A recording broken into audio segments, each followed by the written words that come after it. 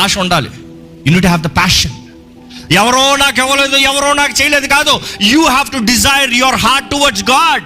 దేవుని వైపు హృదయం ఉండాలి. దేవా నన్ను వాడుకో, దేవా నన్ను వాడుకో, దేవా నన్ను వాడుకో, దేవా నన్ను వాడుకో. ఈ ప్రార్థనగా ఉండేదండి. ఏడుస్తూ ఉండేవాడిని బెడ్ పక్కన కూర్చుని. 2016, 2017 2 years నా ప్రార్థన ఇదే. ఏం లేదు, మంచం పక్కన కూర్చోతాను. నా భార్య అప్పుడే గర్భవతి. కింద కూర్చొని ఏడుస్తూ ఉంటారు రాత్రి అంతా. దేవా నన్ను వాడుకో, దేవా నన్ను వాడుకో, దేవా నన్ను వాడుకో. అందుకనే వాడుకుంటున్నాడు. ఈరోజు కష్టాలు పోరాటాలు వస్తాయని అంటున్నాను. అయ్యా అడిగానయ్యా, అడిగాము. వాడుకున్నప్పుడు కష్టాలు వస్తాయి, పోరాటాలు వస్తాయి, అవమానాలు వస్తాయి, నిందలు వస్తాయి, బాధలు వేదలు ఉంటాయి. మరి వాడుకోమని అడిగావు కదా. అయ్యా నాకు పని చెప్పు, నాకు పని చెప్పిన తర్వాత తీసి భారం మీద పడతా, నాకేంటి భారం పెట్టావు అడిగేవాడు నిజంగా పని కొరకు కోరినవాడా?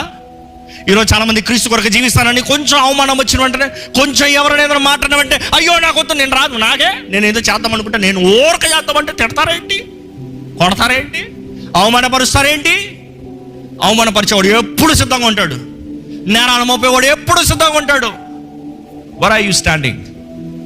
Wear are you standing? ఎక్కడున్నారు? ఇక్కడ ఉన్నారా, అక్కడ ఉన్నారా, ఇక్కడ ఉన్నారా? నిలువ వచ్చిన స్థితిలో అంతా దేవుడు అన్నాడు, నేను ఉమ్మి వేస్తా. ఎంతకాలం ఈ వేషధారణ బ్రతుకు?